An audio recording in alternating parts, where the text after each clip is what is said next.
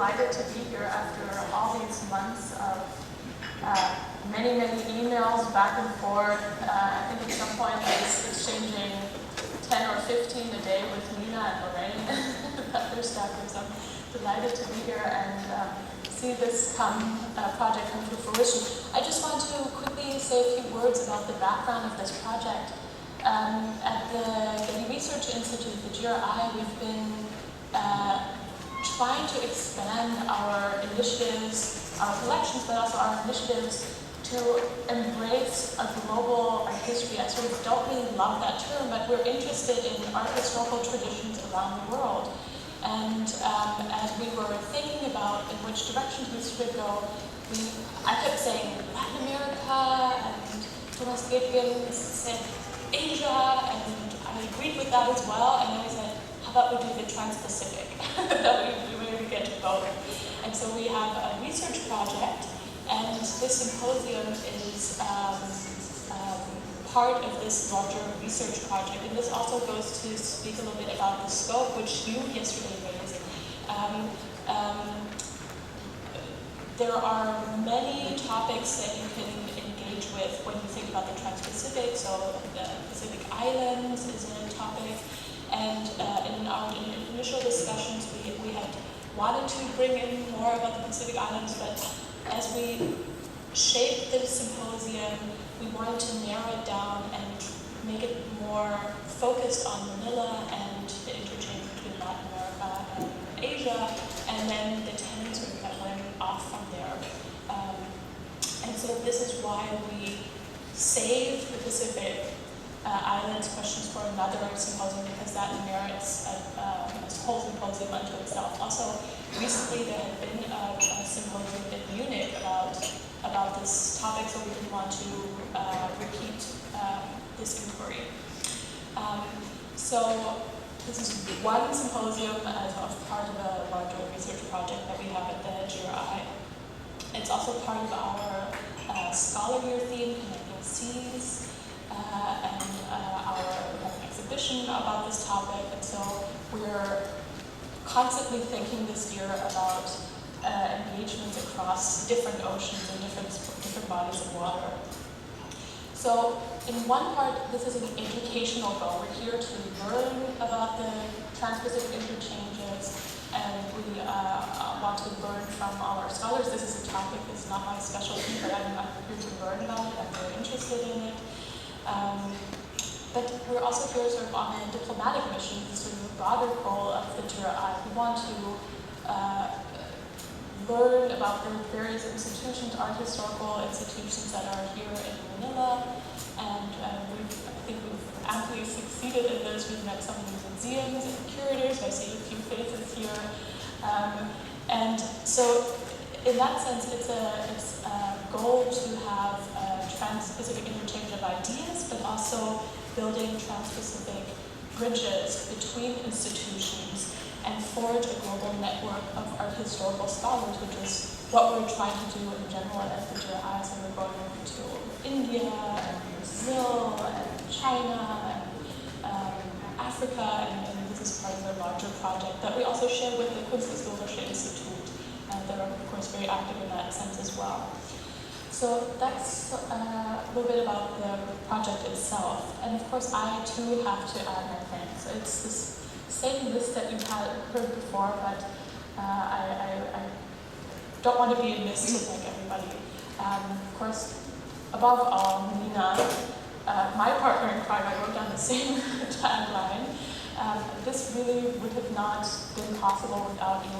We had the framework in mind. We knew we wanted to do the Trans-Pacific, but you filled it with content. You knew so many of the scholars. You brought us in touch with all the local scholars who have enriched this project. And of course, you're a scholar of this subject, and it's been just also an absolute delight working with you. So I think we have a friendship for the future. Then, of course, the Zobel de Ayala family, who have been our gracious and generous hosts. It's been wonderful to be here and enjoy their company and chat with them about all their initiatives here. It's been lovely. of course, the Ayala team here at the museum, and there are too many people to thank, and everybody who's here in the background has been working tirelessly to take good care of us and make sure that we're safe and have a wonderful experience. But I do want to, of course, mention Marilis, Ditas, and above all, Lorraine, who has been, Margaret, why don't you stand up, because you're just amazing. Yes, she's been working like middle of the night. We're having email battles, trying to arrange everything. Also, our hosts at the various institutions, at the tours that we've been taking, have been very wonderful to receive us and welcome us and tell us about their collections, and it's been fascinating. Of course, our other institutional partners, Gerhard Wolf and the Kunsthistorische Institute in Florence, and his the person who's been instrumental there is Eva Musillo. These are the people who've been sort of the unnamed heroes of this project, because they've been working to get the participants here. And then, of course, our team at the GRI, and this particularly Alexa staff in the scholarship program, Rebecca Zamora and Rebecca Mann, who've been an amazing help and have organized all the logistics. So without further ado, I think we should proceed to the next panel. And so maybe our voice in the background can announce the discussant for the next panel. Thank you so much.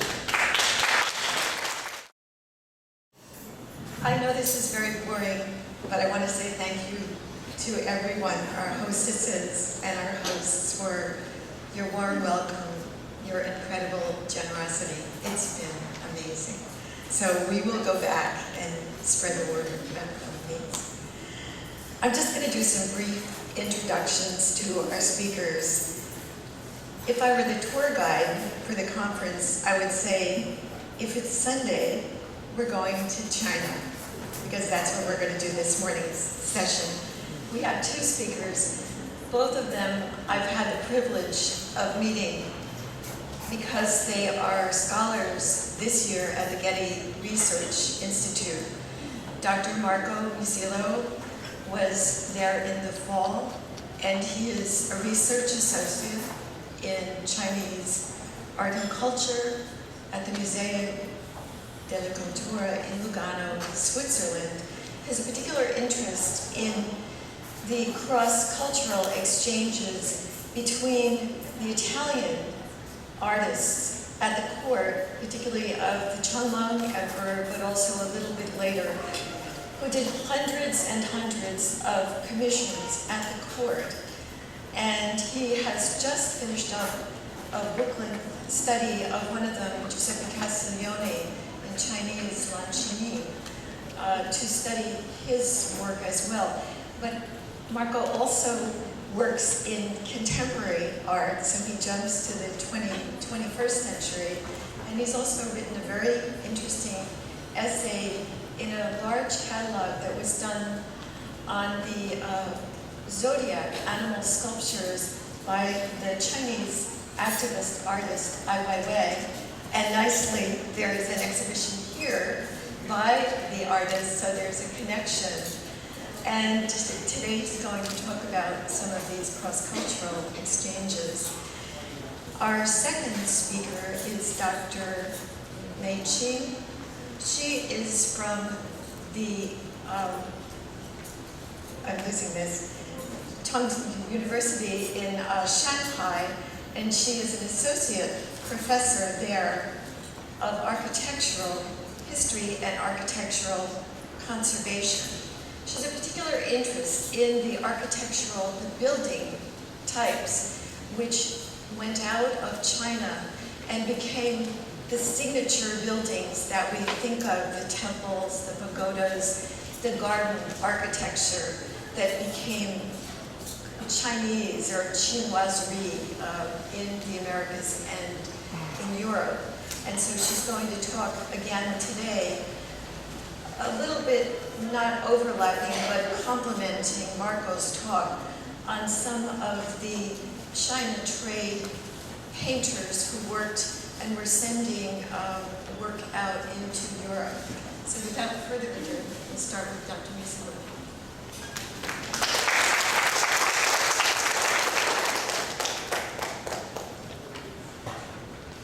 Thank you, Marcia. First, I would like to thank the Getty Research Institute and also the Ayala Museum for the hospitality. It's my first time in the Philippines and we had beautiful days. Thank you to everyone. So today we go a little bit far from the Philippines. We start in Beijing, but then we are coming back south and we finish in Guangzhou, in Canton.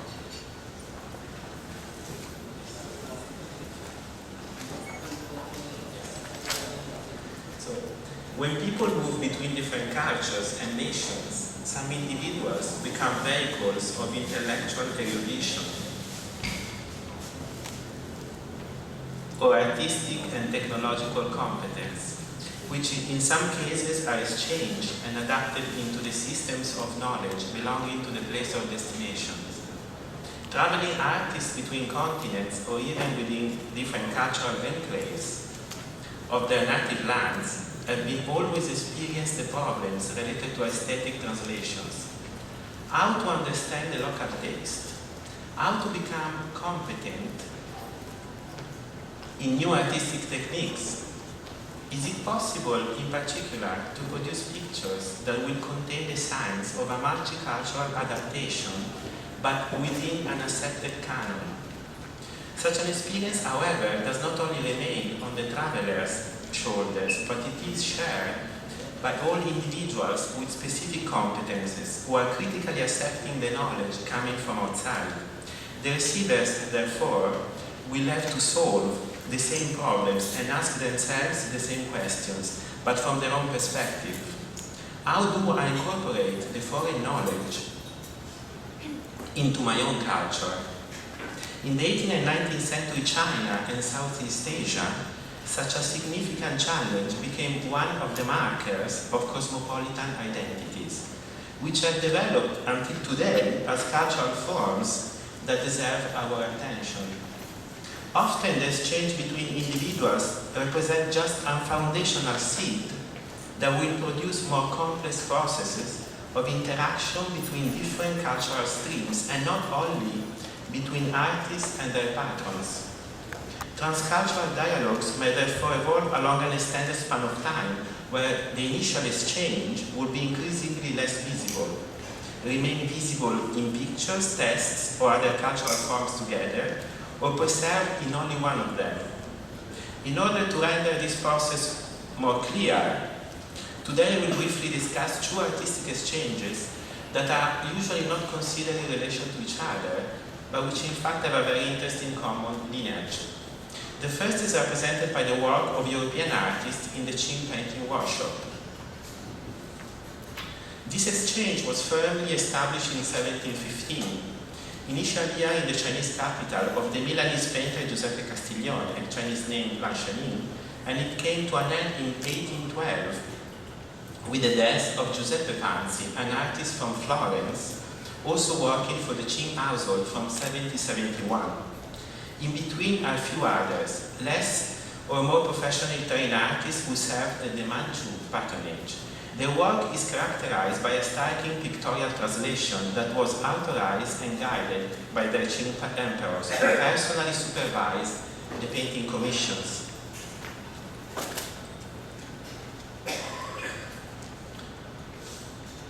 The link between the Italian canon and the Chinese court tradition can be seen, for example, in the following juxtaposition.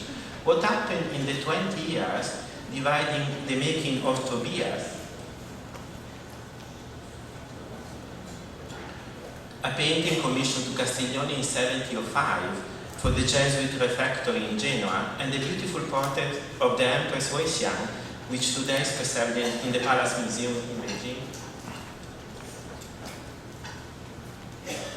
As the high pictorial quality of the two paintings tells us something exceptional took place, an outstanding pictorial adaptation translated the strong chiaroscuro shading and dense oil pigments of the European tradition into a more subtle rendering of the skin and of the texture of the silk robe, and into a picture respecting the Qing canon, where the subject stands against a monochromatic background, frontally looking at the viewer. Both the paintings are equally powerful in showing to spectators a significant visage. If the Italian painting, and now I show you, this is, of course, is not a portrait, but it's the entire painting. If the Italian painting is indeed Italian, is Wei Xian portrait a Chinese painting or is perhaps an hybrid derivation? Let's forget for a second that it's made by an Italian artist. The picture is Chinese, and it was painted by following the rules of the canon cultivated at the Qing court. Did the court canon change by means of a strong external influence from Europe? Not at all. The Qing court canon, like many established traditions, comprised the possibility to absorb pictorial forms from outside in order to display them as canonical forms. Wei Xian is depicted on an imperial official surface with a political and symbolical weight, and clearly its making would not allow awkward hybrid modifications from Italy, but a pictorial coherence meant to promote imperial supremacy. The Qing emperors wanted pictures fully in line with the tradition and enriched them with governable European components. It is striking, for example, the fact that the painting is made with more diluted oil pigments on gauli paper in order to display the power of mediation between the word multiplicity, a power always expected from a Chinese ruler. The second example about such a translation is coming from a picture made by different painters working at the same image. Teamwork commissions actually represents the greater part of the Qing painting production. And in Castiglione's case, we know that the majority of his vast production was the result of such collaborations. After 1740, due to the increasing number of tasks, Castiglione in fact only made paintings together with his assistants and other imperial artists. In the painting of Qianlong Emperor viewing peacocks, and this is just a part of the paintings,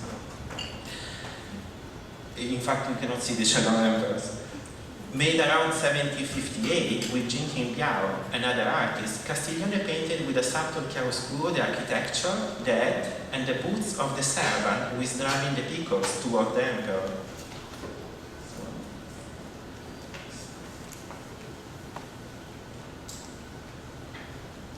However, no shadows are used to attach the figures on the ground. The robe was painted by one of Castiglione's Chinese apprentices to calligraphic brushstrokes. The format used here is a tielwo, a painting on silk that was to be glued on the wall and later taken down and perhaps transformed into a scroll. The colors used are Chinese mineral pigments, less dense than the oil pigments used in Genoa, and more similar to the tempera colors deployed in North Italy. This painting again demonstrates that the elements from Europe are not evidence of an hybrid nature, but only parts of an harmonious stylistic combination governed by the Qing pictorial canon. This type of translation required an open mind and a deep knowledge not only of pictorial manners, but especially of painting techniques. In his 50 years of service in such an enterprise, Castiglione surpassed all the Europeans working at the Qing court. One of his fellows, the French painter Jean-Denis Attiret, working at court from 1739 to 1768, year of his death, well displayed the kind of labor required to achieve acceptable results. With the portrait of Dawa Qi, the one on the right, a Mongol leader made in 1754 and today in the Ethnological Museum in Berlin, Attiret employed shades for the rendering of the robes and three-dimensionality, but he was not able to suppress the artificial glare of the sitter's face.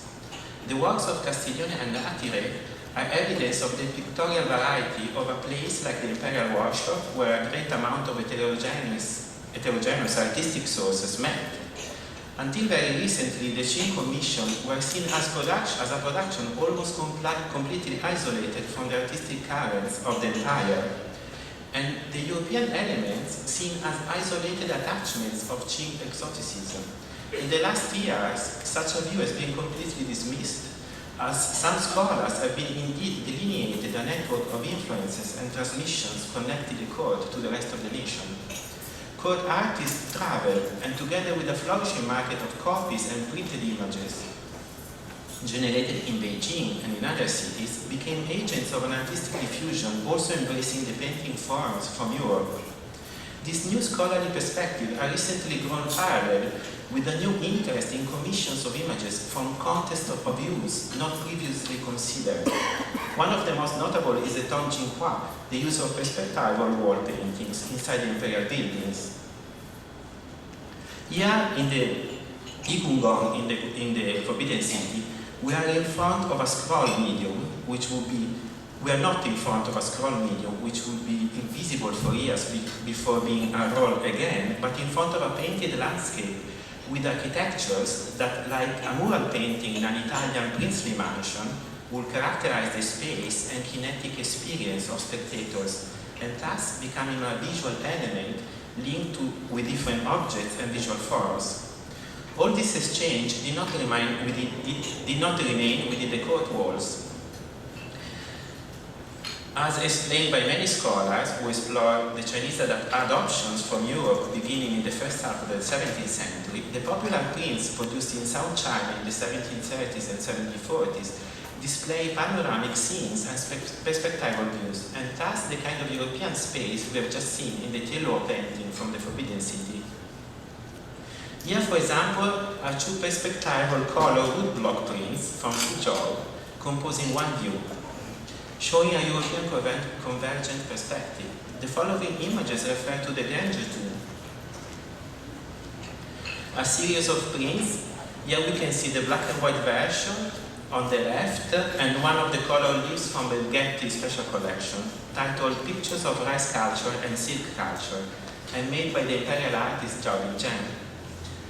This type of commission with elements coming from the practice of European perspective and chiaroscuro epitomizes productions made for wide dissemination, which reach all the regions of the Qing Empire. In this context, one should also mention all those artists who during the 18th century served for limited periods of time inside the court workshops in Beijing.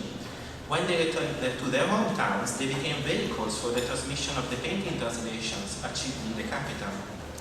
Perhaps we should then start looking at the life of court painters, and not only at their work in isolation.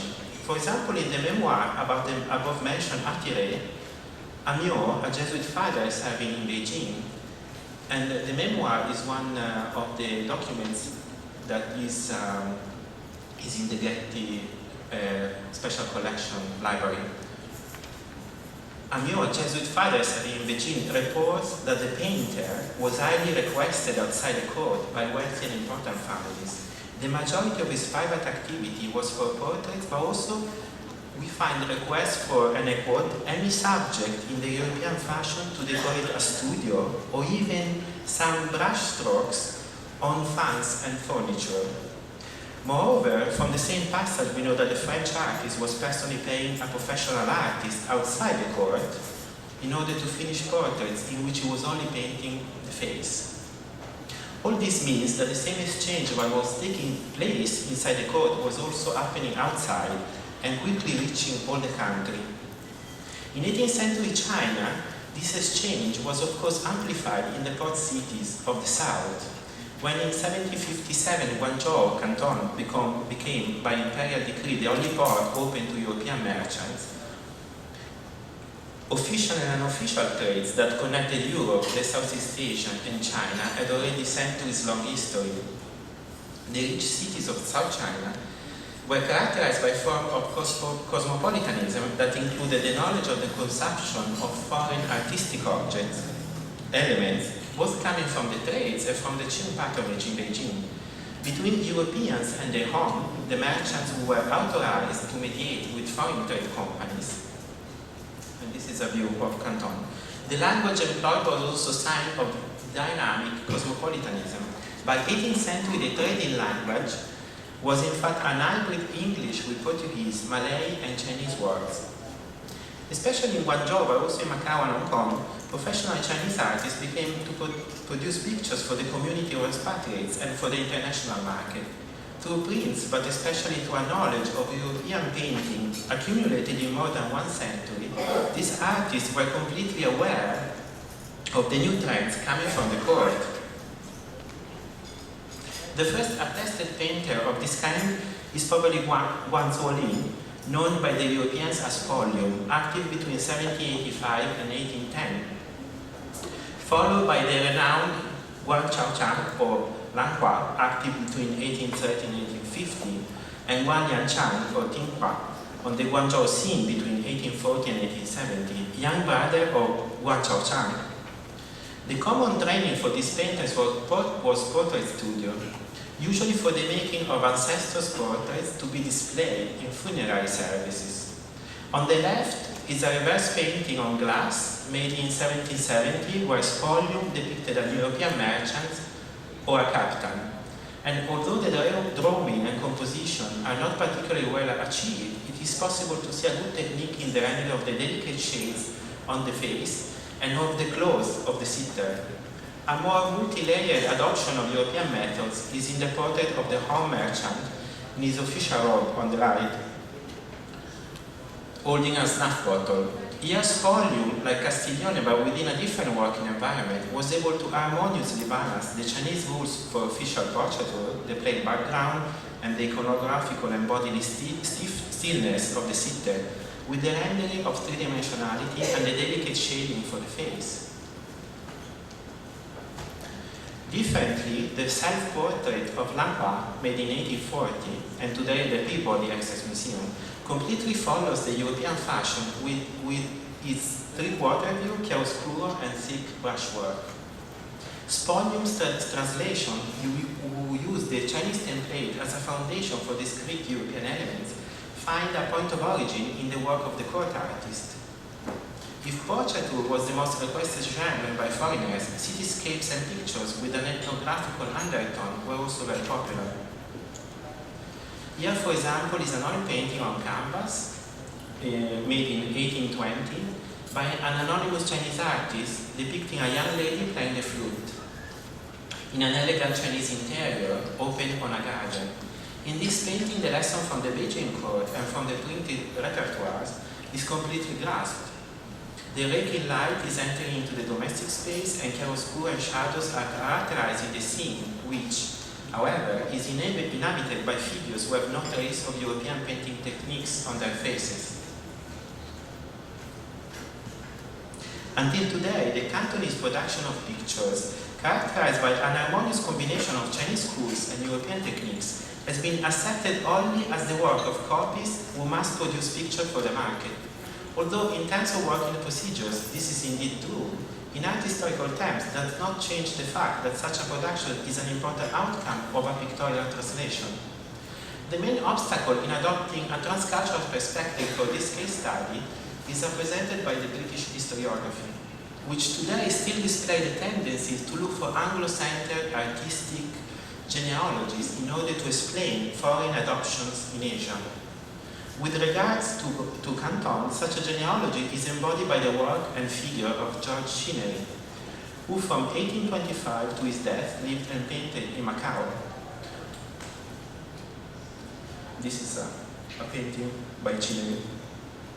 Often visiting the port city of Canton, Chinnery, who painted in oil and watercolors, portraits, landscapes, and ethnographic description of the people of Macau, is often mentioned as the model for Lanhua.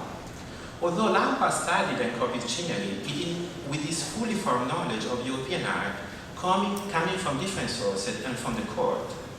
At the end of the 18th century, in fact, this knowledge has been already added to the civic culture of Canton as an achieved heritage. The peculiar heliocentric perspective comes from the later colonial need to incorporate Chinese art into definite political assessments. A visualization of such misrepresentation can be found in the diplomatic commercial mission to Beijing of Lord George Macartney in 1792-1794. The second official painter of the mission was William Alexander, who pictorially recorded the mission and later became the keeper of the print collection in the British Museum in London. Alexander, an artist focused on topography and landscapes, had an enormous influence on the visualization of China and Europe. In fact, a book from a tiny journal titled An Authentic Account of an Embassy from the King of Great Britain to the Emperor of China, published in 1797 and edited by Stanton, displayed engravings made by different artists after the work of Alexander. Here on the right is a print by Ambroise Tardier, published in the French edition of 1798-99, from a drawing of Alexander depicting the Chinese emperor. The emperor is almost faithfully depicted in his dragon robe, but his face and pose do not convey an idea of nobility. It is a caricature to render a lazy and deceiving character untrustworthy whatever is wearing. On the left is the portrait of Cellon by Panzi, the artist from Florence, made just 1 year before the Makati embassy in 1791, after the emperor's 80th birthday, so only a couple of years before the sketches by Alexander.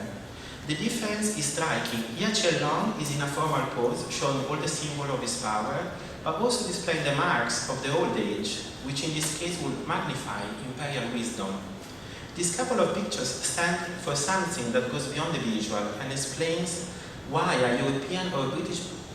from a European or British point of view, it is difficult to think about a cultural identity in which sources coming from different traditions can merge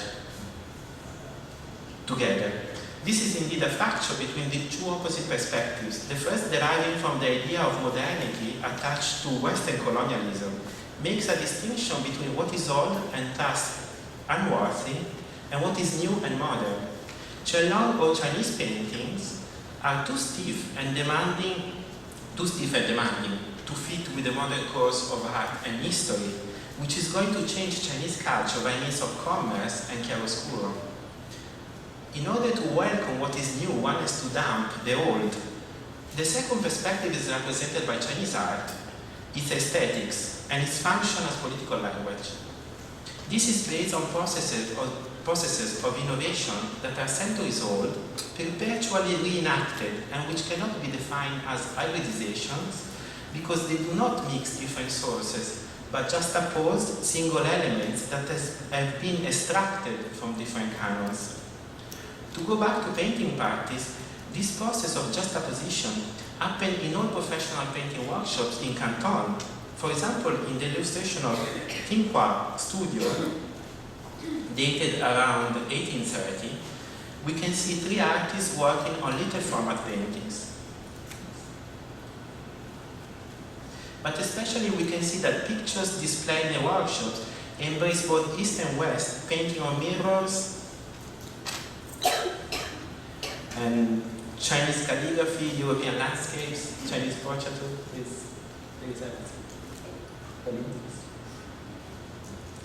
We can therefore state that the global artistic exchanges, being Transpacific or transregional, are characterized by translation, juxtaposition, and not imitations. As Tinhua Workshop is showing us, such a pictorial turn was characterized by a surplus of information and impression, and not by synthesis, as sustained by the British colonial view. Guangzhou, like Manila, has been places in which intercultural dialogues did not reproduce or copy, but choose, erase, and recontextualized. I would like to end my presentation outside the symposium timeframe with the work of Wang Ji, a Beijing artist born in 1962. His sculptural series, The Chinese Dream, are made by clear polyvinyl chloride threads in the shape of Qing official robes. And plastic is one of the most important elements of contemporary society, a product profoundly linked to consumeristic practices that the artists call high-tech rubbish. However, the final product is a trace of the Qing dynasty made visible, but still too blurry because of its transparency.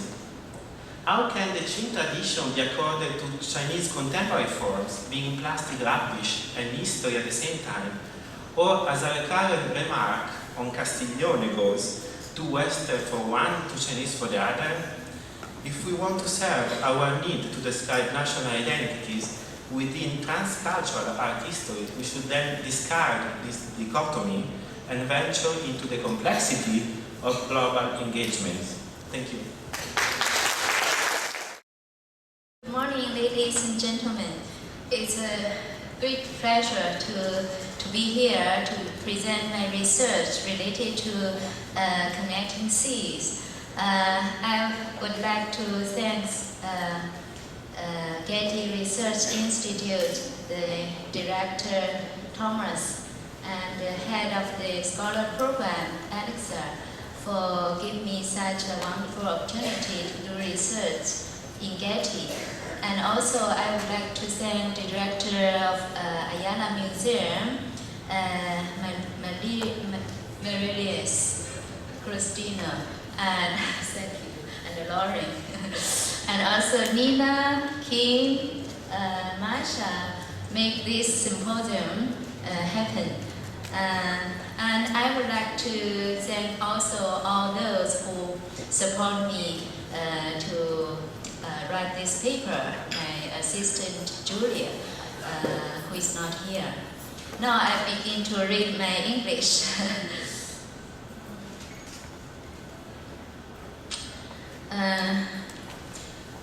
Historic background. As early as 1658, the Governor-General in Canton visited Manila as a response to Sino-Philippine trade and exchange issues after the Spaniards occupied this Asian colony in 1565 by sea.